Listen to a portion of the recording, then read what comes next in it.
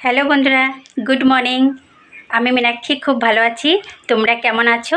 আমি তোমাদের জন্য নতুন ব্লগ নিয়ে আসছি। তোমরা কিন্তু আমার ব্লগটি কোনোরকমই স্কিপ না করে সম্পূর্ণভাবে দেখবে। আজ জগন্নাথ ঠাকুরের রথযাত্রা উৎসব, সেই কারণে তোমাদের সবাইকে শুভেচ্ছা ও ভালোবাসা জানাই। একটানা 15 দিন ধরে আমাদের এখানে বৃষ্টি হয়েছে, আর আজ বৃষ্টি বন্ধ হয়ে গেছে, কেননা আজ রথযাত্রা। আমরা জানি সম্ভবত রথযাত্রার দিনেই বৃষ্টি হয়, কিন্তু এই বছর দেখো উল্টো, আজ রথযাত্রার দিনেই বৃষ্টি হচ্ছে না। খুব সকালে ঘুম থেকে উঠে আমি উঠোন লেপেছি, ঘর লেপেছি এবং থালা বাসন হাঁড়ি কড়াই আমার যা যা যাবতীয় জিনিস ছিল ধোয়ার মতো আমি সবগুলোই ধুয়ে নিয়েছি।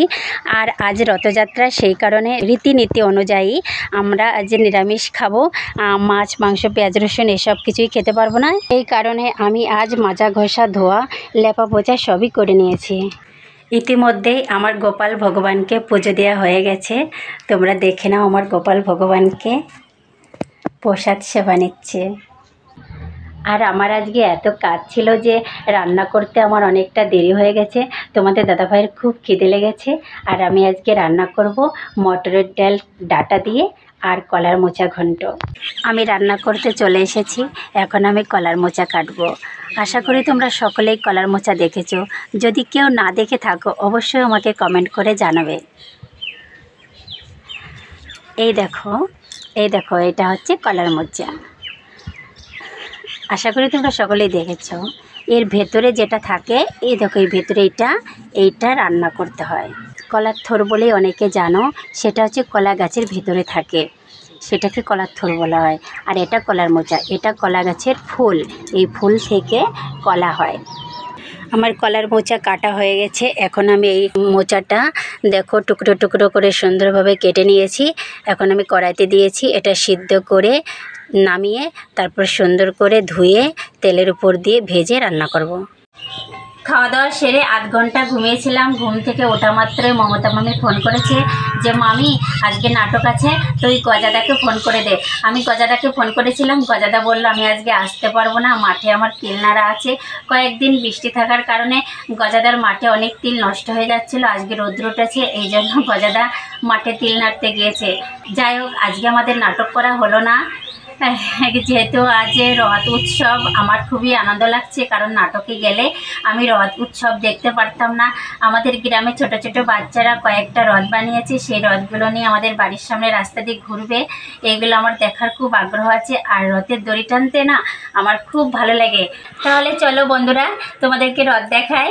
আমাদের বাড়ির সামনে রথ চলে এসছে।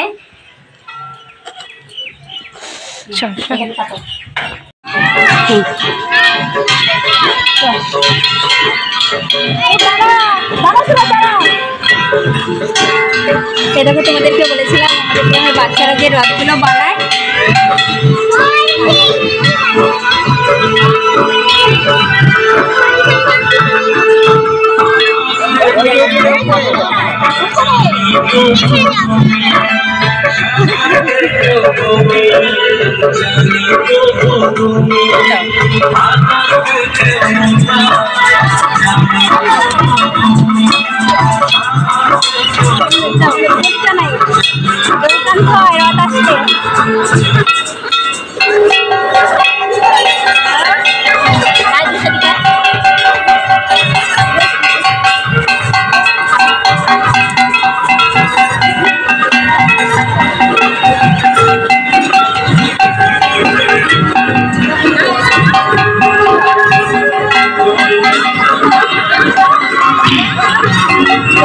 আর যাবো না।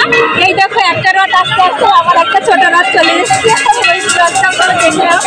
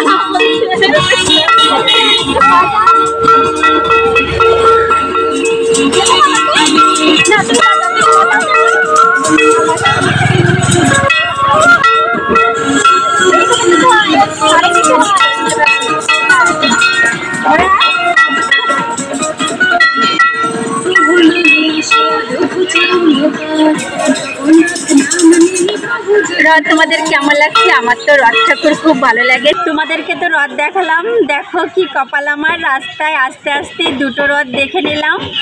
আমি একসময় যখন ছোট ছিলাম, আমার বয়স তখন 5 বছর বয়স ছিল, বাবা মায়ের সাথে রথ দেখতে গিয়েছিলাম। অনেক দূর, অনেক বড় রথ, মানে এখান থেকে পুরো 1 মাইল এত দূরে রথের দড়ি ছিল। আর রথে অনেকজনই রথের দড়ি টানছিল। তার মধ্যে আমি হারিয়ে গিয়েছিলাম। মা আমাকে খুঁজে পেয়েছিল না, আমিও মাকে খুঁজে পেয়েছিলাম না। তারপর আমার এক পরিচিত বৌদি ছিল, সেই বৌদির সঙ্গে আমি বাড়িতে চলে এসেছিলাম। মা আমাকে না পেয়ে হতাশা হয়ে বাড়িতে চলে এসেছিল, খবর পেয়েছিল যে আমি বাড়িতে চলে গেছি। আমার জন্য একটা গণেশ ঠাকুর কিনে এনেছিল। আমি সেই গণেশ ঠাকুরটা পেয়ে অনেক খুশি হয়েছিলাম, আর অনেক যত্ন করে রাখতাম, আর গণেশ ঠাকুর নিয়ে খুব খেলা করতাম। মানে ওইটা আমার পুরো স্মৃতি স্মরণীয় হয়ে রইল আমার জীবনে। রথের কথা মনে পড়লে আমার ওই কথাটা মনে পড়ে যে আমি ছোটোর সময় হারিয়ে গেছিলাম। আর অনেক এরিয়া তো, আর অনেক মানে আশেপাশের গ্রাম যত আছে, আর রথের ওই দিন সমস্ত লোকই ওই রথ মেলায়, রথ উৎসবে যেত। তাহলে বন্ধুরা, তোমাদেরকে আমি রথ ঠাকুর দেখালাম এবং আমি নিজেও রথ ঠাকুর দেখলাম। আমি আশা করি তোমরা কেউ ঘরে না বসে থেকে রাস্তায় বেরিয়ে পড়ো রথ ঠাকুর দেখতে। আর তোমরা কে কে রথ ঠাকুর দেখেছো সবাই আমাকে কমেন্ট করে জানাও। তোমরা সবাই ভালো থেকো, সুস্থ থেকো। ফিরে আসছি পরের ব্লগ নিয়ে। Tata, bye bye.